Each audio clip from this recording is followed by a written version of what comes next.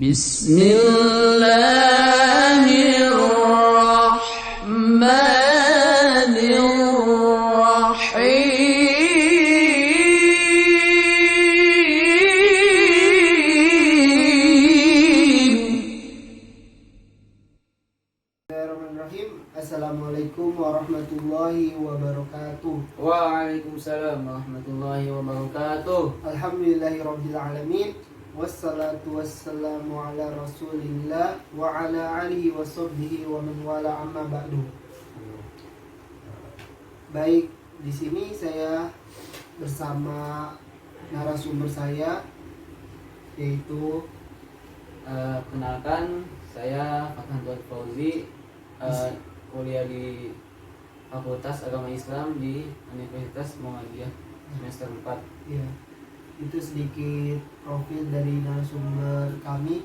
Di sini saya bersama narasumber saya akan menjelaskan mengenai apa itu pengertian gerhana bulan. Nantinya Saudara Fatan akan menjelaskan atau mengupas tuntas mengenai apa itu fenomena gerhana bulan. Mungkin langsung saja saya akan membahas yang pertama, yaitu apa sih pengertian gerhana bulan. Baik, bismillahirrahmanirrahim. Assalamualaikum warahmatullahi wabarakatuh.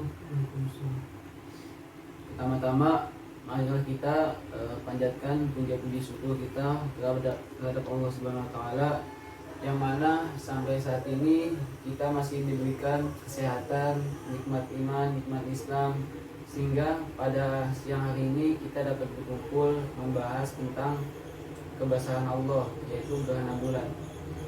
Salawat serta salam kita tak lupa kita junjungkan kepada Nabi Muhammad SAW, yang mana asbab beliau hingga saat ini kita bisa hidup di zaman terang-terang ini. Semoga dengan kita bersolawat kita mendapatkan syafaat yaumil kelak. Baik, untuk mempersingkat waktu, pertama-tama pengertian gerhana bulan. Apa sih pengertian gerhana bulan itu? Sebelumnya saya bacakan pengertiannya dari situs Sahijab. Pengertian gerhana bulan. Gerhana bulan merupakan fenomena ketika bulan lewat tepat di belakang bumi dan masuk ke dalam bayangannya. Ketiganya berada tepat dalam posisi sejajar, sehingga bulan akan tertutup bayangan bumi. Maksudnya di sini gerhana bulan ialah suatu fenomena alam yang jarang terjadi di bumi, yaitu fenomena tentang kebesaran Allah, yang mana pada saat itu bulan, matahari dan bumi, bulan, bumi dan matahari ini berada di garis lurus sejajar, sehingga pada saat itu bulan akan tertutup bayangannya oleh bumi. Berbeda dengan gerhana matahari yang mungkin hanya terlihat dari area tertentu. Maksudnya gerhana matahari ini hanya bisa dilihat oleh sebagian di wilayah bumi. Berbeda dengan gerhana bulan yang mana hampir terlihat dari mana saja di sisi malam bumi. Kan tadi sudah dibahas ya, berarti banyak fenomena antara bumi dan matahari dan juga bulan melibatkannya. Berarti saya ingin menanyakan kenapa gerhana bulan itu bisa terjadi? Gerhana bulan bisa terjadi ya? Mungkin kalau enggak gambaran gerhana bulan itu Pada saat gerhana bulan. Iya, bisa dikasih contoh? Iya, saya ambil contoh ini ya. Taman ya. Ini saya ambil contoh, ini matahari, Iya. ini bumi, ini bulan. Iya. Nah, pada saat gerhana bulan di atas, berada di atas bumi. Oh iya, itu bumi. Ini buminya nih. Nah, ini bumi nih. Iya. Bumi di tengah-tengah di antara matahari dan bulan. Jadi matahari di bawah bumi. Oh, Sehingga iya. Berarti bulannya di atas Bumi. Iya, di atas bumi. Sedangkan matahari di bawah bumi. Iya. Sehingga pada saat itu terjadi, bayangan bulan tutup oleh bumi. Iya. Dan gerhana bulan ini terjadi pada saat gerhana bulan purnama. terjadi pada malam hari. Nggak ada gerhana bulan yang terjadi pada siang, Itu namanya gerhana matahari. Ya, kalau matahari itu pada siang hari, Iya. bisa pagi, bisa siang, bisa sore. Tapi kalau gerhana bulan itu emang malam, Iya. memang malam waktunya. Dan pada saat gerhana bulan purnama, makanya pas dilihat itu tidak merasa, tidak ada efeknya. Kalau matahari kan ada efeknya, bisa matanya bisa jadi buta. Iya. Kalau kita lihat minus karena sinar cahayanya itu sangat kuat. Iya. Gerhana bulan itu tidak jadi masalah, kita lihat langsung. Dan pas kita lihat langsung gerhana bulan itu pasti agak kemerahan dikit. Iya, iya. Ada yang bilang juga katanya gelap ya. Iya, Kayak ya. kalau kita ya Karena saya tadi pernah ditutup. tertutup. Iya, karena saya juga pernah dengar katanya pada fase-fasenya ada gerhana bulan setelah 15 menit gerhana bulan itu setengah, Oh iya. dia diduga sabit. Saya lupa tuh waktu itu. Hmm. Iya. Itu sih mungkin.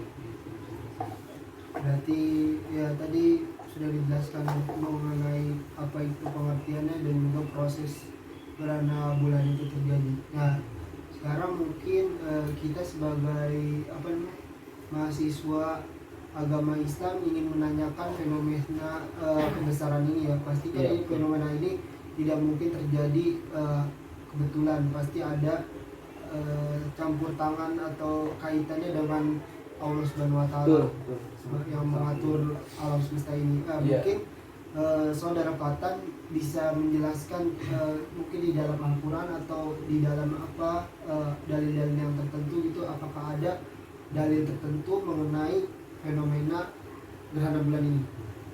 Baik, bismillahirrahmanirrahim. Dalil-dalil tentang gerhana bulan ya. Iya. Sebenarnya sih ya perlu kita tahu ya, umat Islam ini berpegang teguh pada Al-Quran, di mana semua ilmu baik mau ilmu alam maupun ilmu dunia itu pasti ada di Al-Quran semuanya. Nah, sebagai umat Islam kita emang harus melihat atau merujuk pada Al-Quran, yang mana Al-Quran sendiri adalah kitab suci kita. Banyak di dalam Al-Quran disebutkan tentang bulan, matahari, kebesaran Allah. Yang saya temukan di web Kementerian Agama ini, dalilnya yang pertama ialah di Quran surat Yasin ayat 40. Iya. Yang berbunyi, Iya, berbunyi. Bismillahirrahmanirrahim. La syamsu yanbaghi laha an tudrikal qamara wa al-lailu sabiqun nahar wa kullun fi falakin yasbahun. Yang artinya tidaklah mungkin bagi matahari mengejar bulan, dan malam pun tidak dapat mendahului siang. Masing-masing beredar pada garis edarannya orbit. Ya. Dari ulasan arti Quran surat Yasin ayat 40, kita bisa mengetahui bahwa matahari tidak bisa mengejar bulan, Oh, iya. dan sebaliknya bulan tidak bisa mengejar matahari. Iya. Karena apa? Karena pada saat itu masing-masing sesuai beredar pada garis edarannya. Iya. Udah Allah tentuin Oh, garis ya. edaran orbitnya. Berarti Iya. tadi dari Al-Qurannya sudah jelas ya. Jadi berarti kita menganggap fenomena gerhana bulan ini bukan sebagai fenomena yang kebetulan atau Kebetulan. bukan yang kebetulan. Berarti sudah ada ketentuannya dari Allah sebenarnya. tadi Quran surat apa tadi? Surat Yasin ayat 40. Ya, bisa diingat semua mungkin tadi dalil-dalilnya. Nah, tadi kan sudah dijelaskan ya. Berarti fenomena ini kan Hadis juga nih. oh ada hadis Iya. juga. Bismillahirrahmanirrahim, saya jelasin lagi ya. Iya. Dari Nabi Muhammad SAW memberitakan kepada kita, bila mana terjadi gerhana untuk berdoa kepada Allah, mendirikan sholat sunnah, takbir sedekah sebagaimana sabda beliau. Yang artinya, inna syamsa wal qamar ayatan min ayatillah la yaksifani mauti ahadin wala li hayatih. Fa idza ra'aitum dzalika fad'ullaha wa kabbiru wa sallu wa tasadduqu. Wa tasadduqu, yang artinya sungguhnya matahari dan bulan adalah dua tanda dari tanda-tanda kebesaran Allah, dan tidak akan mengalami gerhana disebabkan karena mati atau hidupnya seseorang. Jika kalian melihat gerhana, maka banyaklah berdoa kepada Allah, bertakbirlah, dirikan sholat dan bersedekah. Itu dalam hadis Nabi Muhammad SAW, hadis Rasulullah. Ya, tadi berarti sudah ada dalilnya jelas ya. Tadi ada dalil Al-Quran dan juga dalil hadis. Nah, tadi sempat disinggung sedikit di dalam hadis ada jika mana fenomena gerhana bulan maka sholatlah. Nah, di sini mungkin apa ya? Di sini mungkin belum pada tahu gimana apakah sholatnya itu seperti apa. Sholatnya itu sama atau tidak dengan sholat yang lainnya. Bismillahirrahmanirrahim. Saya akan coba jawab ya yang saya ini. Apakah berbeda sholatnya dengan sholat seperti biasa kita, sholat rawatib? Tentu saja jelas berbeda. Karena dalam hadis sudah ada tata caranya dalam sholat gerhana. Pasti kita di kalangan milenial kita banyak lah yang kita tahu dari podcast, dari grup-grup tentang tata cara gerhana bulan. Di antaranya sama, pertama niatnya takbir, niat kalau emang nggak hafal niatnya bisa dalam hati. Bahasa Indonesia, saya niat sholat gerhana bulan makmuman lillahi ta'ala. Dan sholat gerhana bulan ini bisa sendiri atau bisa sendiri, bisa berjamaah. Berarti bisa sendiri atau berjamaah. Bisa berjamaah juga. Yang pertama lanjut kita bahas lagi. Yang pertama takbir, Allahu Akbar. Seperti biasa baca suratul Fatihah. Iya. Dan suratnya ini disunahkan surat panjang. Iya, seperti surat Al-Baqarah. Yang lain. Dan gimana kalau surat pendek-pendek? Tidak masalah, karena kan surat ini kan sunnah ya. Iya, sunnah aja. Jadi jika emang kita tidak hafal, tidak masalah mau surat. Jadi tidak terbatas ya. Tidak terbatas. Yang penting Al-Fatihah, surat. Nah, setelah itu, setelah Al-Fatihah surat, langsung ruku. Subhanallah, biasa ya. Ya. Nah, setelah itu bangun lagi. Jadi pada sholat gerhana bulan ini terjadi pada 4 kali ruku, 2 rakaat, 4 kali ruku, terus 4 kali membaca Al-Fatihah. Jadi pada saat takbir, Al-Fatihah, ruku, naik lagi, jangan langsung. Langsung naik lagi sekali lagi. Itu pas rakaat 1 ya. Habis itu Al-Fatihah, baca lagi, turun lagi ruku. Nah, baru itidal. Itidal baru sujud. Berarti yang membedakan itu mungkin di rukunya ya. Iya, di rukunya dia 4 kali dalam 2 rakaat. Baik, tadi sudah dijelaskan mengenai tadi mungkin sudah mengupas sedikit tentang pengertian, terus apalagi prosesnya dan juga dalil-dalilnya dan juga apa saja yang kita harus lakukan di saat sholat gerhana itu. Ya, nah, saya mau nambahin sedikit. Pada saat gerhana bulan ini emang disunahkan sunnahnya sholat. Selain sholat sunnah ini, kita disunahkan untuk berzikir, beristighfar kepada Allah SWT. Karena pada saat gerhana bulan ini terjadi kebesaran Allah, yang mana kita sebagai umat muslim harus mentafakur ya kita ya. Kayak mentafakur. Memperhatikan ya kebesaran Allah gitu. Gimana dengan keindahannya kan, kekuasaannya bisa terjadi seperti ini. Jadi maknanya itu sih. Sambil kita bersyukur, kita dapat mengambil hikmahnya. Iya, tadi berarti sudah dijelaskan mengenai tadi semuanya sudah jelas ya. Mungkin jadi bisa disimpulkan mungkin secara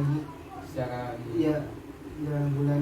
Baik, saya akan menyimpulkan pada pertemuan kali ini, yaitu gerhana bulan ialah di mana suatu fenomena antara bulan, matahari dan bumi secara garis lurus satu garis, di mana sehingga bulan bayangannya tertutup kehilangan disebabkan oleh bulan. Mungkin itu saja sih. Baik, tadi itu dia penjelasan daripada Saudara Fatan, narasumber kita kali ini mengenai fenomena yang agung itu, yaitu fenomena gerhana bulan. Untuk itu saya sudahkan saja sesi kali ini. Kurang lebihnya mohon maaf. Wassalamualaikum warahmatullahi wabarakatuh. Ya, waalaikumsalam warahmatullahi wabarakatuh.